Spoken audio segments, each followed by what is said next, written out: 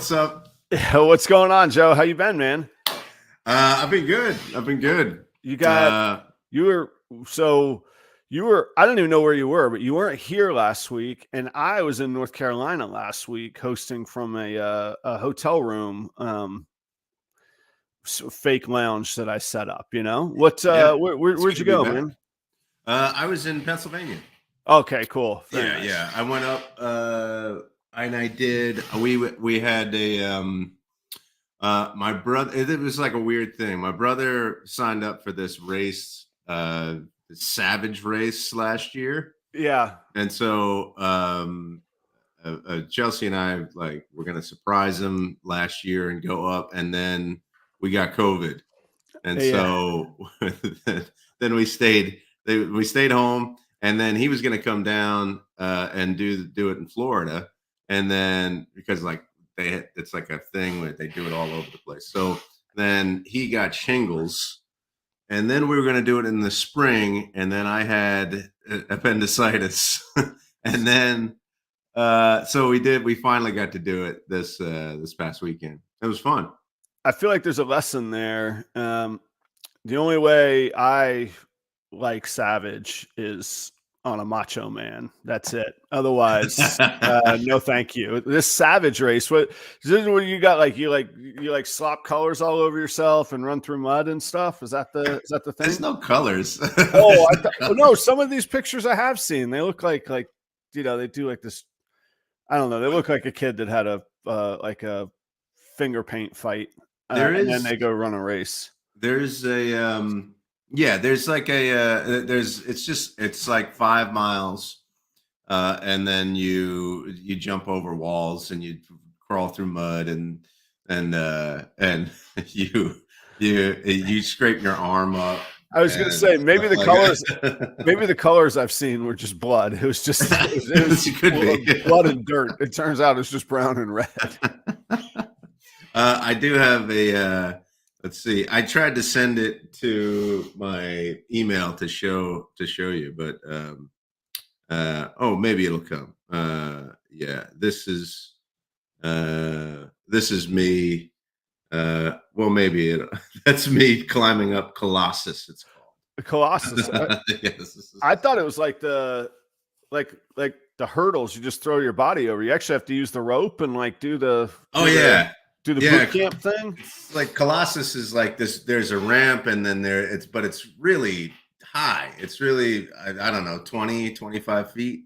And you got to grab the rope and you climb up. And that's where I got most of my scrapes and stuff on my knees and stuff, because I did not complete that obstacle because I couldn't lift myself up. Man. And so I fell and I slid down and I scraped up my whole body. But it's fun. Actually, it reminded me of like a time in my life when I was more active. And I had this mentality when I was in my 20s, like, you're not really living unless you have a few scrapes on your body, Right. Yeah. Yeah. I've given up that mindset, but yes, I recollect those days.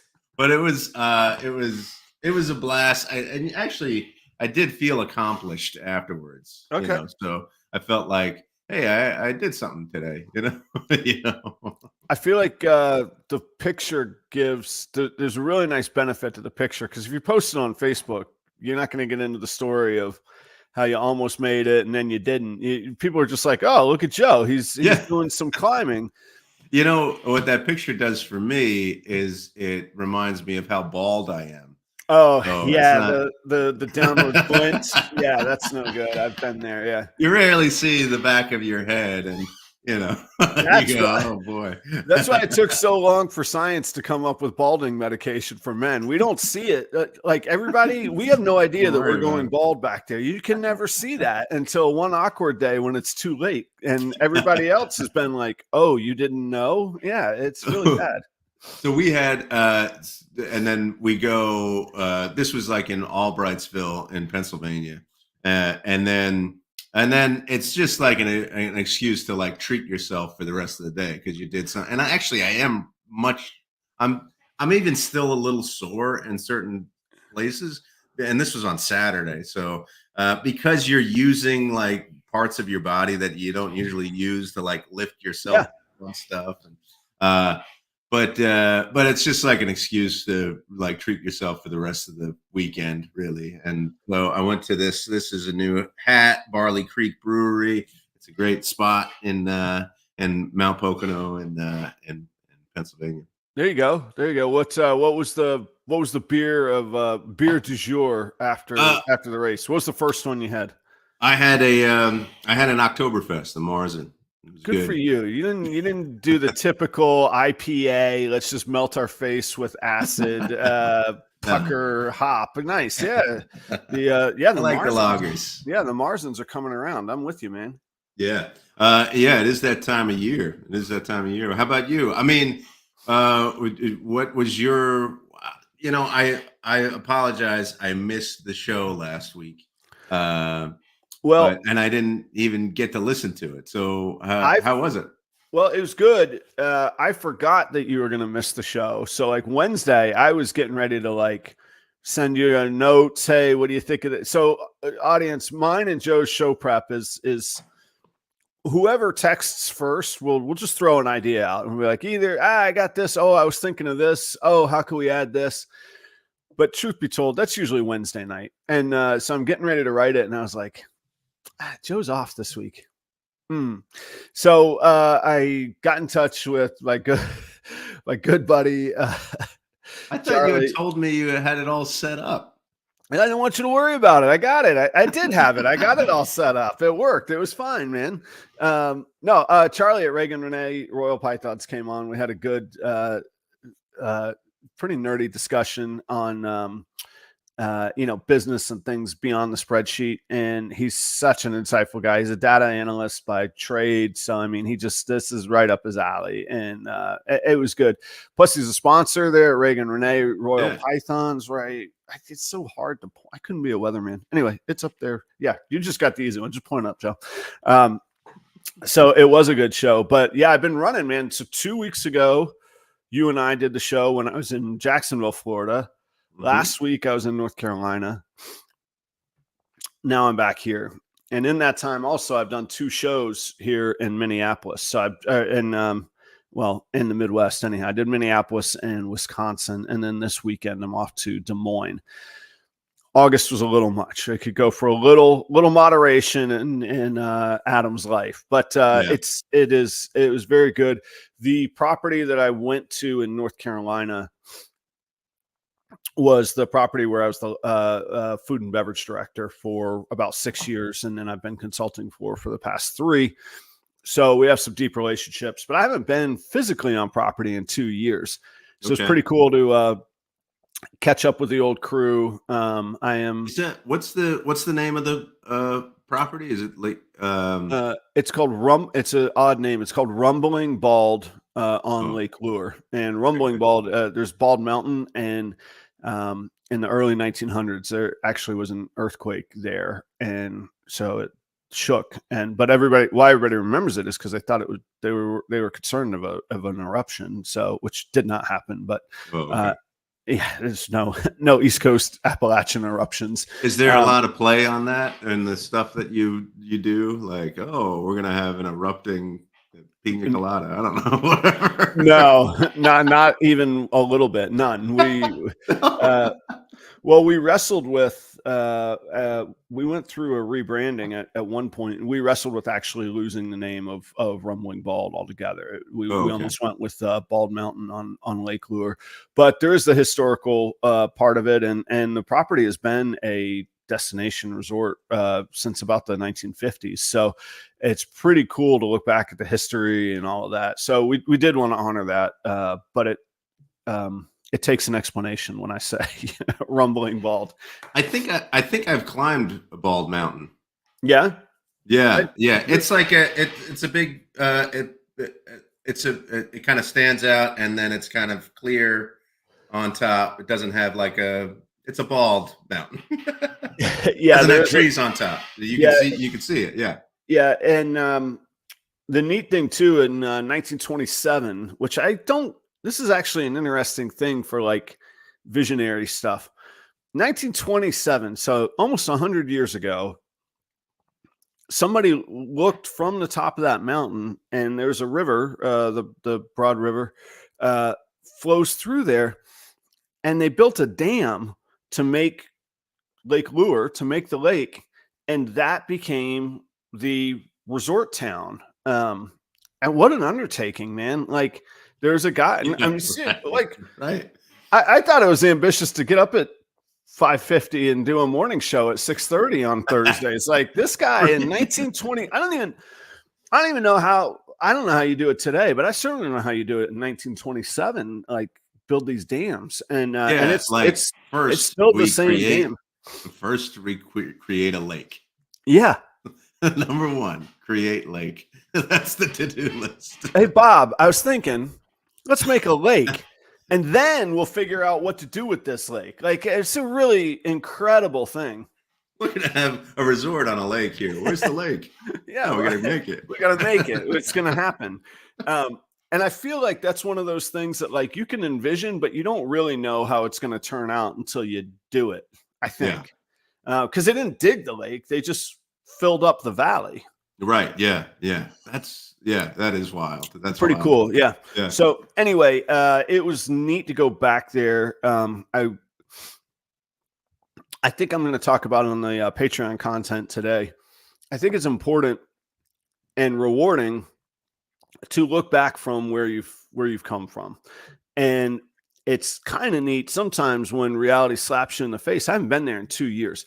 So Yeah. this team on the ground in person there have been working tirelessly day in and day out, and they have a million little details that they've gotten accomplished.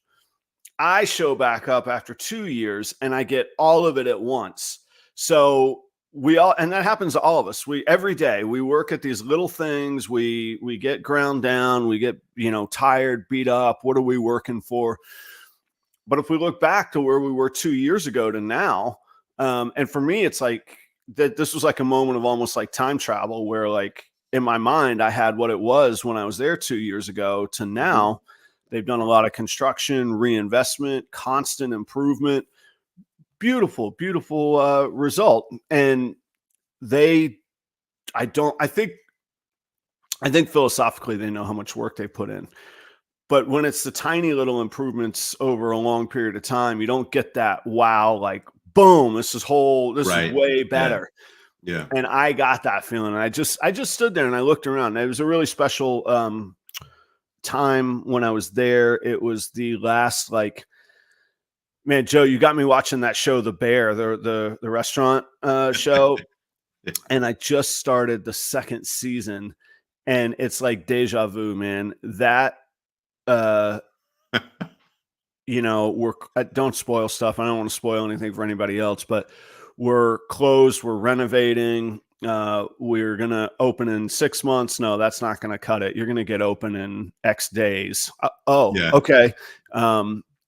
Where he writes on the calendar, not a second to spare. I mean, it was they do a really great job on that show, but that was the last one of those projects that I took on. And I remember, like, just the absolute shambles and disaster it was. And now, and it was pretty good when I left. And now it's like, oh, this is wonderful place. So anyway, there is a lesson there too, as well. And I just had a similar experience just in, with the accounting firm that I'm a part of. So there's a conference that the owner of the firm went to, and there was like homework that he had to do. So he was like, help me out with this homework. So we were working on it together, and we were talking about, like, they was asking questions like, how are you working towards the ideal accounting firm? And there was like suggestions on what you should do and blah, blah, blah. And we were realizing that we had done a lot of the things that it was telling us to do, and it made us realize how far we had come just in the last 8 months. Yeah. All of the things that I think you have to try and have those moments where you can step back and reflect on what has happened. And sometimes it takes somebody from the outside to give you that perspective as well. Right. Yeah. Like, even walking in down here in this room, I already forget a year ago that this was just a dusty dungeon, Right. and Yes. you know, and I forget that, but it was just one of those odd moments where it sometimes you have to seek out that realization, but that was one of those moments that it was just forced on me, where I just walked in and it's like a Yeah. surprise party. You walk in and you open your eyes and you're like, "Holy cow, man!" Like I remember joking, they have a new entrance and the guard gate to the private area of the residential area, and so this whole new entrance is really a wow factor when you drive in now. And I said, guys, the new construction concrete is too white. It stands out it's like this bright concrete rather than the worn in asphalt. I'm like that. It's all it sticks out too much. I'm like, if that's the biggest critique that I could give, like, what a wonderful situation. That's great. Yeah. Yeah. Yeah. That something's too good. Right. So look, guys, you got to dirty this up. Like you got to blend it in or something. I just want to point out this comment from Balls and Strikes. Yeah, there are teams. We had a team together, and you do have to be in great shape to do these types of things. And I am in tremendous shape, so it's. I could be hired for the right fee, Joe. I don't know what kind of I know. financing your team has, but we could talk. I perhaps could do an appearance fee for you and help you guys out a little bit.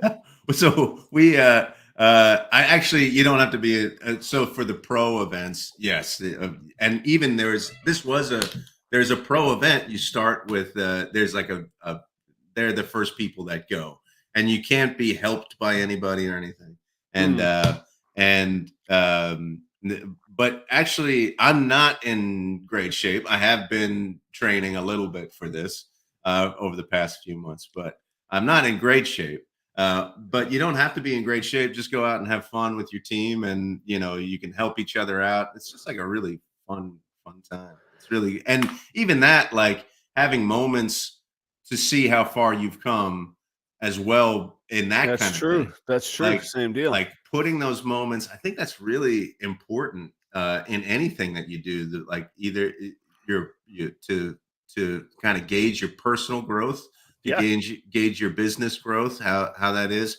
Put those milestones in there so that you can go, wow, I can't believe how far I've come. And for me, it was like I'm not in great shape. I wouldn't. This wouldn't be a point that I like 10 years down the road. I look at 2024 and go, "Wow, I was in great shape in 2024." But in March of 2024 to April, I was and through April, I was in bed You were for 2 months. incapacitated. Yeah, So exactly. it was really there was something like wow, I can't believe that I've come that far in that short of time to get to do this now. It was kind of neat. So put those milestones in there for your business and for your personal life where you can go back and reflect and go, wow, look at how far I've come. Yeah.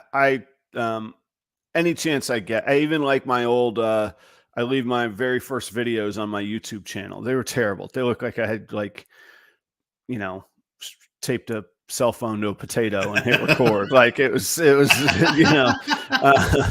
Why would you it, tape a cell phone to a potato? I wouldn't. I'm saying that's what the quality looks like. When you I look at them, know. you're like, oh, this guy just, I don't know. I'm just making up stuff, but I it got a know. laugh. I That was know. good. Um, Snakes from the Memories, Jeremy messaged me afterwards, but Iowa is scaled up. Expos are great. And excuse me, Wisconsin is scaled up expos. Iowa has a couple shows. I like Cold Blooded Expos, and that's kind of the I-35 circuit. But message me. I'll tell you. I have the data from doing all of these shows of which ones I like the most. I like several of them. Also, in Wisconsin, Snake Discovery does 2 a year, which are pretty handsome shows too. There we go. The only regret I have over this past week was that I missed a big show in Florida, didn't I? Um, I think it was Daytona. Oh yeah, that was a big show. Yeah, I did Yeah. not. I regretted that too. I gotta say, I was looking at looking at all the pictures. I had a little tinge of like, oh man, I should be there. I know. Me So too. I thought, next year I gee, will be. I'll be there yeah. next year. I'll be there next year. But I got Tinley coming up. Joe, you fancy a weekend in Chicago, man? I love Chicago. I Send me do the too. deets. Well, the problem is there's no time to actually go enjoy Chicago. Like you gotta Just you running gotta do it on around. a different. Yeah, if you enjoy Chicago, go a different weekend. uh, um, anyhow, so are we talking about our one thing, or have we already talked about our one thing? well, I was gonna say I mostly talked the looking back was kind of the one thing. But my other one thing sort of flows into the show today, so I'll hold that off. But I have like a mini one thing, just like a moment of like, well, I'm sitting listening to the radio last night, some ESPN talk radio stuff. Um, I don't know if I was in traffic. I don't know. Anyway, and it occurred to me, I've had this thought before. About every decade, it pops into my mind, and it's still phenomenal every time, every decade that it occurs to me. Joe, what if I told you in the 80s, a little bit into the 90s, there was a well beloved superstar, looked up to, role model, famous Olympian. This guy got away with the nickname. Part of it's a real name, the other part isn't. And I don't think it was an accident. And everybody bought into it. His name was Magic Johnson. Can you imagine getting away with that publicly? Like, that's like I can't even say. I'm just going to let everybody think this through. Like, if, could you imagine walking into a room being like, I'm Magic Johnson. Magic, yes. And everybody's like, oh, cool. You're the guy, huh? Like, just let it simmer. Like all these years later, it still stood the test of time. It's amazing. Like wrestlers couldn't even get away with that name, man. It's phenomenal. What did you look into where that name comes from, or is it just like, oh, Well, that guy is magical when he plays basketball?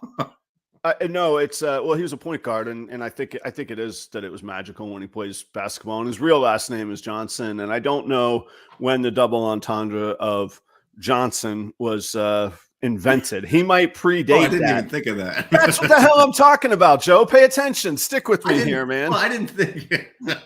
I thought it was more about magic. I didn't think it was about Magic Johnson. Yeah, that's what I'm And saying. he's got a legendary track record of being with the ladies, I guess. Yeah. Anyway, that was my. We're not going to dive too deep as this is a family show, but There's another double entendre there.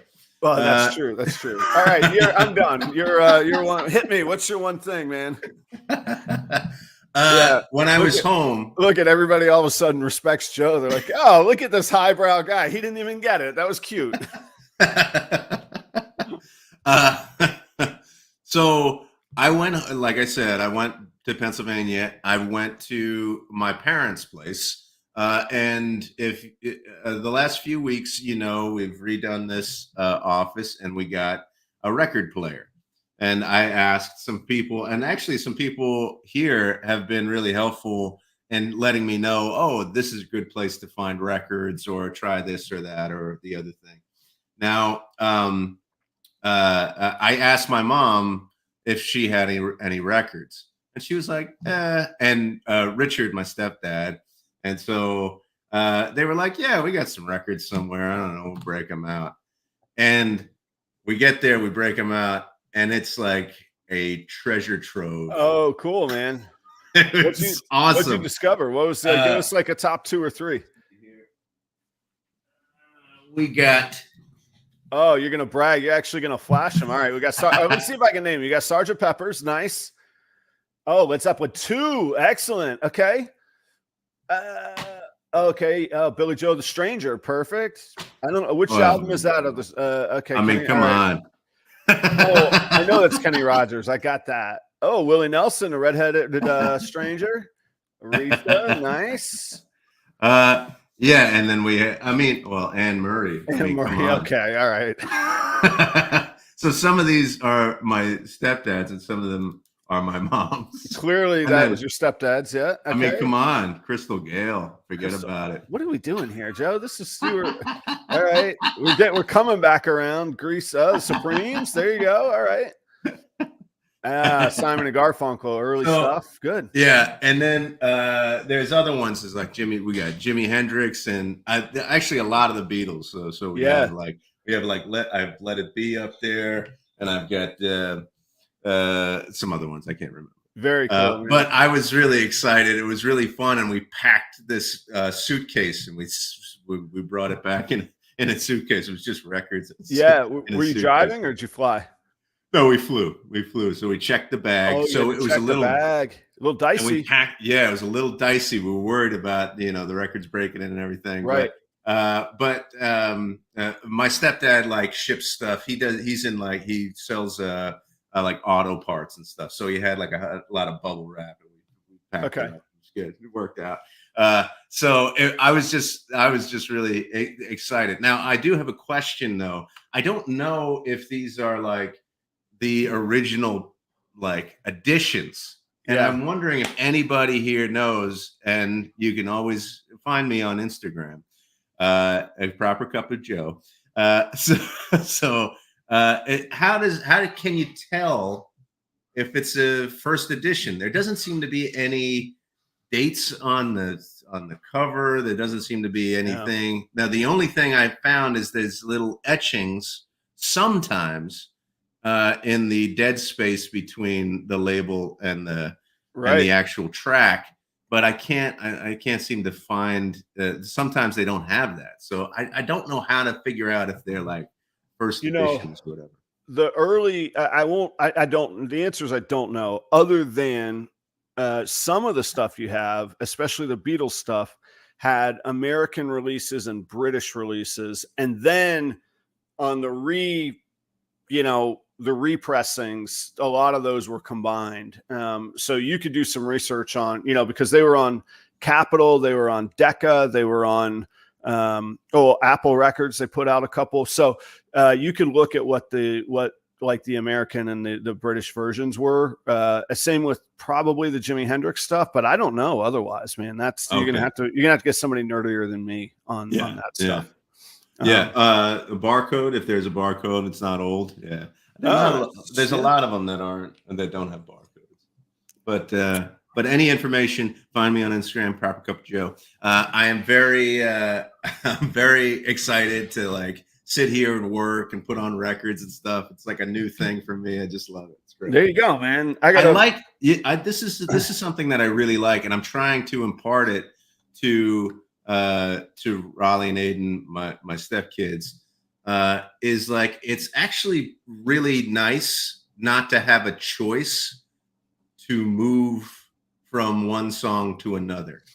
Like it's nice to turn off your brain from that and just listen to an album all the way through. I have forgotten how great of a feeling that is to do that.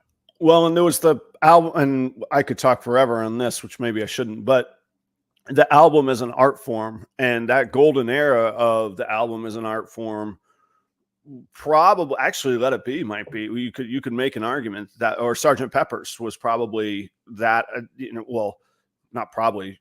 Sgt. Pepper's the quintessential one. It plays straight the whole way through. There's no breaks in the whole album. It just goes right straight through when you listen to it as an album. So that is a lost art. That's a casualty of the track skipping, and then these days it's just singles that get put out. Very few album formats put out now. I don't know what vinyl or otherwise. I mean, conceptually the album. You know what else is really fun to do is if there is only one song that you want to hear on the album, is to try and find it. Just the right. You can see where it's smooth. Where it's smooth, and just and then you're like, when you get it, you're like, yes, there it is. So one other thing about these is that Crystal Gale, right? She's got blue eyes. Doesn't make sense. Don't it make my brown eyes blue? Oh, I already got blue eyes. Yeah, that's a little deep there, Joe. All right, yeah. Come on, nobody likes Crystal Gale. This is ridiculous. It's a really nice, like, It's like a community coaster. You could sit 4 or 5 coffee cups on that album to protect your table. So, all right. So, meat and potatoes time, Joe. I had 2 experiences this week that really screwed up my mind and got me thinking about tonight's episode. Today, this morning. It is a new day. And I'm not going to say the restaurants in which they are because I know people at both of them, and there were 2 different experiences. One restaurant, thriving, booming, had a terrible, terrible experience. Wasn't good. Inaccurate, didn't get our food that we ordered properly. Literally one of the worst ribeyes that I've paid. Like, I resented how poor the dinner was. And that's not me being a snob. That is just a ground level expectation of what you should get. And the steak was $30. So, look, $30 ain't what it used to be. On the other hand, put some heart into it. If you got the nerve to write $30 on the menu next to the ribeye steak, I'll pay it, but it better be good. The other experience, they blew my socks off, totally treated me like a king, didn't owe me anything, could have told me, get what you get. This is what we got. And I ended up getting, because the first ribeye was so bad, the next night I went and had a ribeye somewhere else because I actually didn't eat the first one. I paid and I left. Local, just really wonderfully done. The place where I had the horrible experience was booming, and is doing great. And the place where I had the wonderful experience is financially in shambles. And I know I can't explain why, because I would lose some of my professionalism if it would be disrespectful for me to out any of these places in this context. That second place probably will make it, but not because of there'll be outside investment that carries that second place. Okay. How is that freaking possible? It's not right. It's backwards. Is there so to recap for everybody, to make this really clear, the place I had a great experience, financially not doing well. The place I had the terrible experience, booming. Mm-hmm. What's going on? And how can this be? And it got me thinking, can you give away the house? Can you go overboard too much? We always talk about customer service, think of the customer, put the customer over, blow their mind, surprise and delight. In ball pythons, there's constantly giveaways, discounts, buy one, get one, join a Patreon, get this off, blah, blah, Yeah. Do you sometimes need to just make some money? It really got me thinking about that stuff because the reality of those 2 experiences, which is a limited data set, really kind of messed with me. I had one of the best dinners I've had in a year. And I know that the place is not in great shape. I also had one of the worst dinners I've had in a year, and that place is booming. Yeah. Well, so do you, so I had thoughts on this, and when we talked about it last night, but hearing this experience makes me think of different things. Okay. And that's one of the things that I think about is, do you think that, the first one that you had a terrible experience, what was their profile like? Not their Google profile or anything, or I wonder, do they have a high profile? Are they well respected? Do people go, oh, you got to go to that place, or what? I mean, what's the chatter like about it? That kind of thing. I will give a little bit of context. I was taken there by some friends that know I'm a food guy, and I hadn't been in the area in years. And hey, Adam, we got to eat here.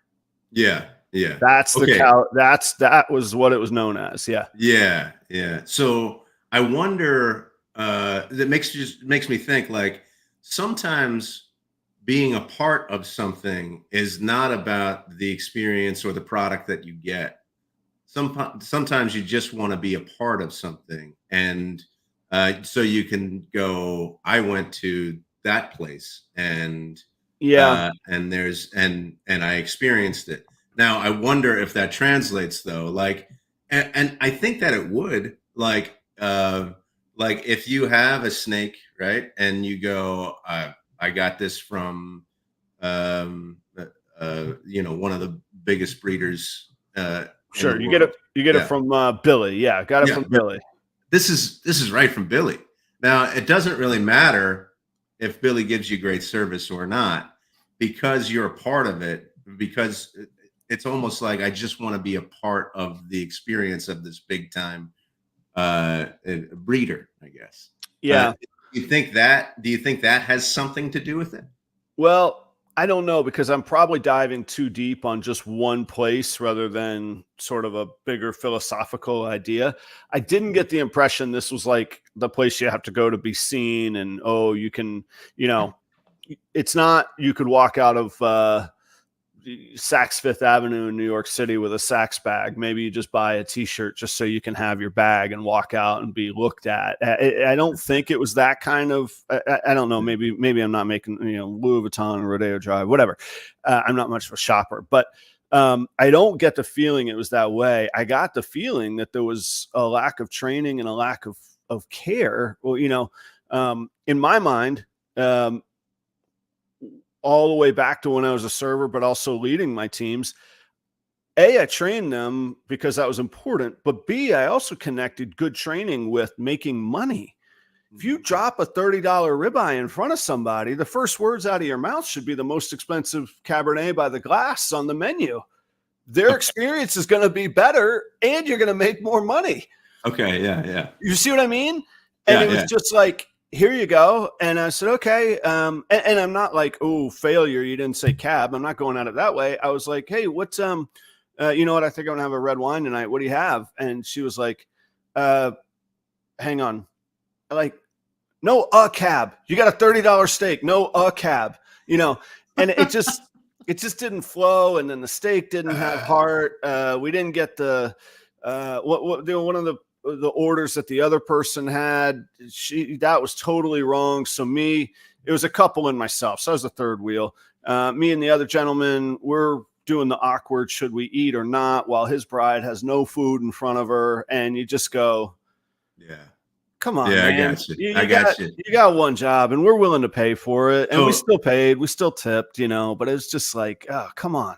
So let me just so the conclusion that we might be drawing from these two experiences is that you have a really trained staff that you put your heart and soul into for a great experience to make sure that the customer has a great experience, but it's pulling resources so much so that the business is failing, and then you have this kind of mechanical, like, here it is type Yeah. of thing, and Here you they're go. thriving. They're Yeah, thriving. here's your calories on the plate that you requested. Hope you Yeah. like it. Right. But I'm probably tying it too close to restaurants. So let me back up because I do like the idea. It got me thinking, and I liked the idea of setting standards and managing customer expectations. And usually when we say that, we're talking about like limiting their expectations, but I think it could go the other way too. So somebody constantly runs. So like I don't run sales really ever. Like I'll negotiate on a price, but advertising a sale, Yeah. I'm not going to do it. And I never did it in restaurants. I didn't run. I would run happy hours if I had to. But interesting fact: happy hours are illegal in North Carolina. You have to have the same prices all day long on alcohol. So Oh, really? thanks very much. Don't have to get into the sale business. Okay. For me, if one night a week a ribeye is 50% off, why am I ever going to pay retail for it on the next night? Is sort of my thought. That's an expectation that they've taught me that either you can get an amazing value. So why would you ever pay retail over here? And I probably overthink it, but I see it in deals that people give it to me, it's a race to the bottom on price versus, hey guys, I can give you this experience, but it's going to cost me this much. And that's only fair. And if that doesn't work in your budget, I understand that, but I cannot go below this point. I can go this higher with your experience. I can make your experience fantastic, but I can't just dive straight to the bottom on price. So is it Go ahead. understanding the value that you offer to make sure that you're being paid what you need to be paid for the service that you give? And you said as a consumer, as a customer, you're being trained in a certain way to understand the same steak that I get on a Tuesday night for a sale is the same steak that I get on a Thursday night. And why would I go on a Thursday night when I can go on a Tuesday night? What's the difference there? Yeah. So, and sorry, to really expand that. So people go, well, they're running it on Wednesday night because there's nobody in the restaurant who's going to come out. I'd rather add value to Wednesday night than to lower the price. So in a very specific case, I started a trivia night on Wednesday night. That cured my revenue problem, and I didn't have to cut the steak in half. Yeah, right. The price in half, not the actual steak. And that's sort of like the mindset. And I wonder if the place in example B has, they're shaking the hands, they're kissing the babies, they're rolling out the red carpet. But if it's just a race to the bottom on price, or they can't do that consistently, or something was amiss. I had an amazing experience, but I just know factually overall the situation's not where it should be. Behind the scenes. And I got thinking, like, well, have we made these social contracts that we have to honor with our clientele out of fear that they'll disappear? But it's a bad contract for the operator or us as the breeder. If I only ever always run specials, who's going to come on the regular? Like, when do I get a regular payday? Right. So I think about that a lot, and it's a hard thing as an entrepreneur because you're going, I could get that sale. I know I can. It's very easy. I just gotta, if I just chop the price, I'll get the sale. Meantime, you're slowly shooting your foot off. Yeah. So this brings to mind, and I just had this conversation about, but it's been with me for a long time, even when I had my own business. First of all, when I did that, it was project based. So, and I picture breeding sales as project based. I had this, I'm going to sell it to you, and then that's it. But you have people who are learning things from you as well. And so like what you're being paid for is the sale of a product or a sale of when I was doing it, like a presentation or a workshop or something like that. Right. So, but then you form a relationship, and the scope, I think everybody kind of knows it's scope creep, right? So the scope of the project it's the worst, starts to creep out because you're spending more and more time answering questions that are outside the scope of what you're being paid for. And that happens a lot. I have a friend who has their own business. He works nonstop, and he's like, and it's only because he allows this scope creep to happen to him. And so he's just always busy, which is great because, then people say, oh, he's fantastic, but he's constantly, like, he doesn't have a life, and maybe that's the way that he wants it. But there's this creep, and he's not being paid for the things that he's doing outside of the scope of what they agreed upon, which is what happens. Yeah, go ahead. Sorry, because it's a hot thing in my mind. There's a couple ways, though, that could be beneficial. In ball pythons, some of the breeders at the shows, we joke, I want somebody to buy one ball python. If I could get them up to the 3 ball pythons mark, they'll buy 12. Okay. So no, people stop at 1, they stop at 2, maybe they stop at 3. But once they get 4, they're off to the races. They're going to buy 12. Yeah. So in that way, that's exactly like I would rather, instead of lower my price, and by the way, everybody, this isn't like me going, I'm worth a fortune more. It just means I have a built-in aversion to sales. So I would rather just price my goods honestly, and then you get Adam afterwards. But full transparency, part of why you get Adam afterwards is just what you're talking about, Joe. If the project creeps, you're going to buy another snake. Whereas the difference with your buddy is he doesn't have another widget that people could buy. It's just the same thing that takes up more time. Right. And, or the thing in the restaurant, you could come back tomorrow and have another meal. So like, I'd rather you go, that was a fantastic experience and we had an amazing time.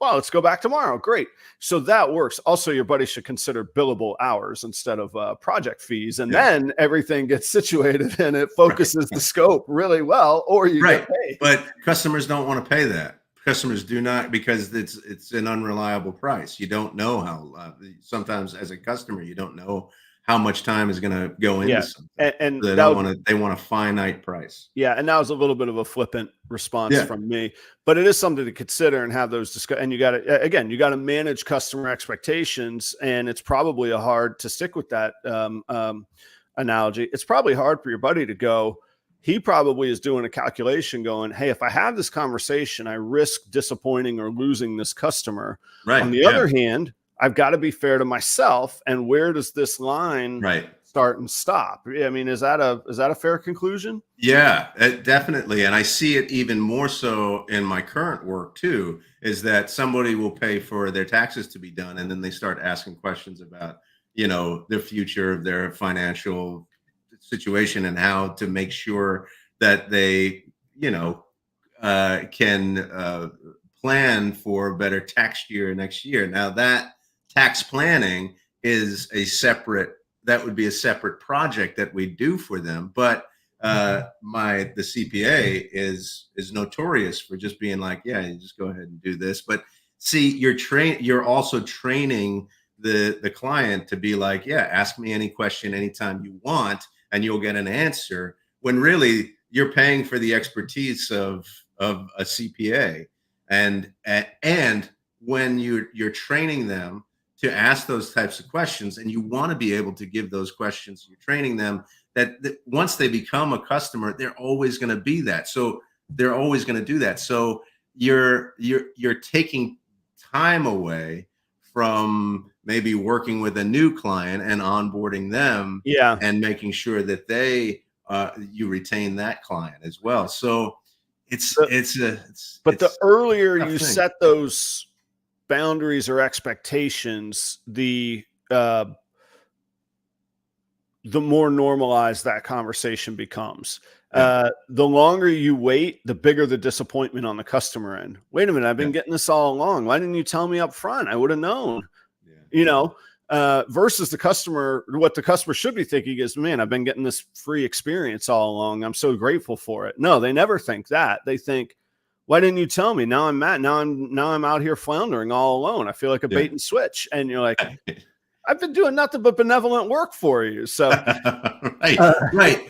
And so you can make this analogy. You're trying to get the new snake owner to get to 3, right? And so you do extra work for them to get to 3. And then when they get to 3, you kind of expect them to go, I know what I'm doing. I'll get 4, 5, 6. I'll get a dozen. Now I have a dozen snakes. But you've already trained them in that time to be able to go, even during the time when they're an experienced snake owner, to contact you, to depend on you, to ask questions. And at that point, you're working on the next person to get to 3, Yeah. But with that person, you'll work with them, and they may or may not, if, for the record, if somebody has questions, they can ask me anytime. But that person, if you build the trust, they're likely to turn to you first. Now, the true test of trust is, if I don't have what they genuinely need, I need to direct them where they can get what they need. There's a great buyer locally. He's got a lot of money. He wants a gene called DG, Desert Ghost. I don't have it. I'm not Mhm. going to talk him out of what he wants to work because I don't have it, so that I could, like, that's his thing. And it's a great gene. I just don't have it. It's not that I dislike it. I can't work everything in the world and stay focused. It's, et cetera. So I think the true judgment of that trust is, hey, if you genuinely, if they need something or can use it, it needs a odd word in this scenario, but in their world, if they need it, and you don't have it, you need to send them to the right place. And I think that that's important to distinguish. It's not me just like grooming. I'm going to groom people to take a whole bunch of money like that. That's a part of business, but that's not the mindset of it. Like bring the value and the care. Yeah. Let me ask you this. Can I Yeah. ask you this? Yeah. Do you ever see yourself getting to a point, because we have clients that are problem clients, where we do service for them, and you know, they keep coming back, and it's just like there's so much time that we spend doing it that we're falling behind Yeah. in other work that we need to get done. Do you ever see, and we don't usually fire clients, but sometimes, if they do something egregious that we like, they treat one of our staff like terrible, then we go, we're not going to work with you anymore. You can go find the service someplace else. Do you ever see yourself at some point going, listen, you're taking too much of my time away. I have to focus on other things. I can't work with you right now. Do you ever see yourself getting to a point where you can say that to your clients, or maybe somebody in the chat that has that experience already? Yeah, and it happens more than you would think, Joe. Yes, so there's a couple scenarios there. Use the word egregious. I've had somebody egregiously waste my time, commit to buying, not show up, pop up again. I do a lot of payment plans, people that egregiously abuse the payment plans and that kind of thing. I'll work with people. I'm extremely flexible on it, but when I feel that I'm getting sort of abused and taken advantage of, or just flat out lied to, it's time for those conversations. And so I've had, one in particular, where I just said to the person, I said, you know what, I'm not the guy to help you out. There's lots of breeders out there. Here's Morph Market. I wish you well. Yeah. And that guy flipped out. Actually, if I were a different kind of person, like, it'd be entertaining to post those screenshots. I don't think that I want to be known as the guy that you do business with and they fall apart and Adam, publicly dumps on you. That's not a good standard. Right. Right. So I don't do that. But personally, it's pretty entertaining. But that's really only been a handful of times. Yeah. Otherwise, But sometimes you have to do that. and Sometimes you gotta go, listen, I gotta focus the on other egregious things. thing. Yeah, the egregious mark goes to that. On the payment plan stuff, I'm pretty upfront, and I probably have experience that a lot of people don't, or that could be challenging for some people. Being in management and leadership, and I don't mean that in like, oh, I'm a manager. I just mean it as a skill set of having difficult discussions with people. I've done it. I'm used to it. So I'll say to people, I want to look after you, but that last transaction didn't go well. I think that we should look at when you have either more money to put down, or I'm probably not going to do a payment plan. I'd love to take care of you, but it just didn't go well. I don't think you were in the right situation. I think you overcommitted, and I'm not comfortable doing that. And it ended up hurting me and costing me money and time and feeding and rack space and all of that sort of thing. Yeah. So I do have those conversations, but it's pretty rare because I'm like I say, I'm pretty flexible with it. The other thing that most breeders will, everybody in the audience will nod at, is the first or second time buyer that buys like the lowest price snake and has questions for weeks that they're peppering you with. And you're like, I've told you, here's the care sheet that I recommend. You've asked me this question 3 times. And because the one dude on the internet said you have to do it differently, go do it that way. Like, at some point you just want to be like, fine, go do it your way and see how it works. And inevitably, in 3 weeks, they're like, well, my snake's not eating. And I'm like, is it still in the 100-gallon enclosure that I told you wasn't going to work for it yet? And they're like, yeah, but it's beautiful. And I saw this one guy on the internet. And I'm like, then ask him how to make it work in that thing, because I'm telling you what you need to do different. Yeah. Yeah. That stuff happens a whole lot, and that just comes with the territory. If you're going to sell entry and pet level animals, you're gonna that comes with the territory. So here's another consideration too, because as you grow, then you experience more and more of different types of customers or clients that are, that take your time, or they don't pay you or something like that. And then what we're doing is that we have to like change the way that we do business with everyone. So because we have such a large amount of clients, we have to instill policies like, well, we need your payment information up front. Right. And so because of the problems that you have with certain, and they're definitely fewer. The majority of our clients are fantastic, great. But because of these few, you got to be like, well, we're asking for your payment information up front so that we can do the work, so that when we do the work, we can charge you.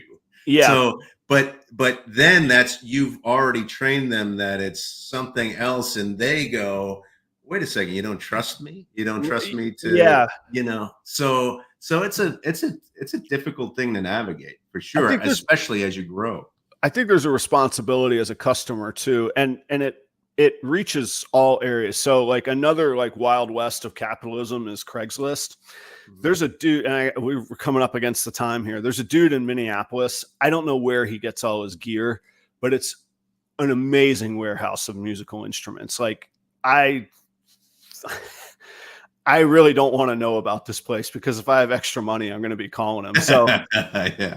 So I bought a Gibson from him a couple months back, loving it. I needed a speaker cabinet, and I didn't even realize it. And I called, I left a message. I said, hey, and it was part of a bigger package, but I said, hey, would you sell the speaker cabinet just by itself? And he actually messaged me back. He goes, oh yeah, you bought the Gibson from me and it was great. You didn't mess around. You were here when you said you'd be here. You didn't even really haggle. We went back and forth once and we agreed.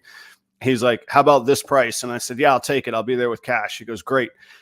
And he like thanked me, not just for buying it, but he was like, I'll do business with you anytime, and I'll probably give you a better price because you just do what you say you're going to do. And I'm like, yeah, you have the goods. I got the money. Boom. This is all that we want, Yeah.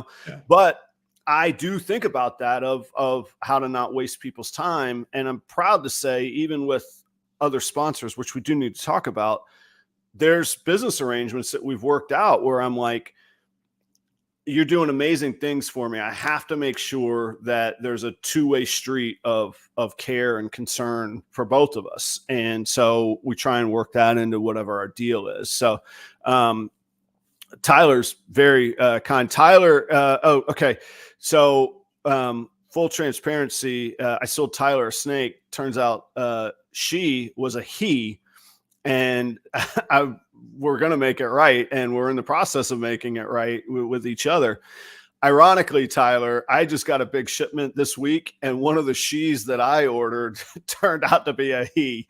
And it happens. It shouldn't, but it does happen. And so anyhow, fortunately, I have a great person I'm working with, and on their end, they're like, oh my gosh, I got to make this right. This is the most embarrassing thing.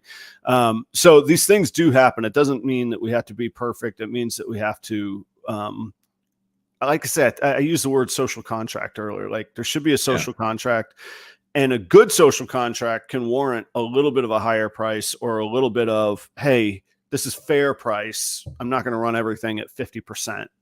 This is why you buy from me, because you can call me when I screw up and I'm going to fix it, kind of deal. Sure. Yeah.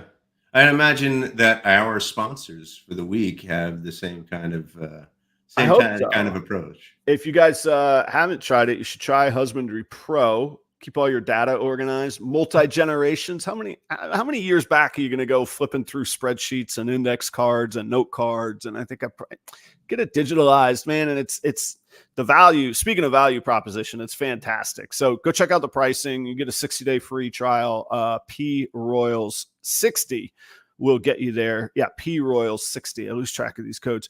You can check out properroyals.com, no www, and there's a link right there. You just click it. You don't even have to memorize the code. So check that out. Husbandry Pro, properroyals.com is powered by Husbandry Pro, and I'm so thankful for it. Even with Tyler yesterday, he goes, do you have a list of all your animals available? I said, yeah, I do. Properroyals.com, baby, right there, saving me time and bringing me value right away, man. It was great. Cold-blooded cafe, that's all the frozen rodents that you could need, and all kinds of frozen feeders, chicks, guinea pigs, pigs, hamsters, ASFs, rats. Use the promo code proper11. You're going to get 11% off your total order, and those orders tend to be fairly high price, so 11% goes a long way. Reagan Renee Royal Pythons, that is Charlie Ryan, fantastic breeder, doing some high-end triples, quads, a lot of Krypton stuff. Go check out what he's got. You saw him last week on the show. He's a fantastic guy, knows his stuff, incredibly detail-oriented, and his snakes show that. Last but not least, his creative genetics. Keith and I are working on axanthic clown projects. Those hatchlings are coming to market. When you see them, I'm not like making this up. They're sold out. The ones that have been made available, they're gone. I got to wait for more hatchlings to come. They are moving right away. So if you see them or you want first dibs on them, join the Patreon. Patreon gets first dibs. Otherwise, they're being purchased and sold in the marketplace. So I appreciate everybody. Joe, what you got coming up this week other than getting to work today, man? I don't know. Recovering from last weekend still. I took a pretty big fall too. I kind of hurt my shoulder a little off bit, of Colossus. I got to rehab. No, it was a completely different thing. My feet went up in the air. It was nuts. It was nuts. And everybody around me went, ooh, like that. Where's that picture? You got your picture of, like you fake Everest climbing, but where's the Wile E. Coyote picture? I'm keeping that one to myself. Okay. All right. I think so. Looking back over this conversation, there's at least two things that I walk away with. Number one, install the milestones where you can reflect on your progress, because that will be inspirational to you for the next phase. So install those milestones there. You can look back and go, look how far I've come, and be proud of what you've done. And then secondly, know your value. Know your value. Don't give away everything to the customer all at once. Know your value and understand that that's worth something. I agree. And thirdly, as a customer, empathize with the business that I'm seriously empathize with the business that you're doing business with. Yeah. Do you want to, whether it's price or whatever it is, do you want to buy the cheapest, easiest, but not just to go back to my own mistake? What if I had just disappeared and been like, nope, I don't recognize that snake. You didn't buy that from me. I'm not the guy. Good luck.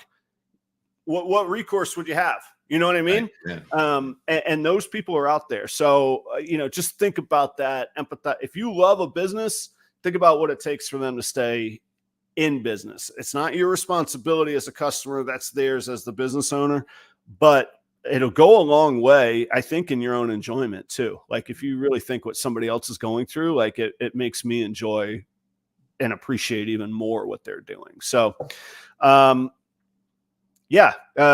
Troy made a good point, and I agree with him.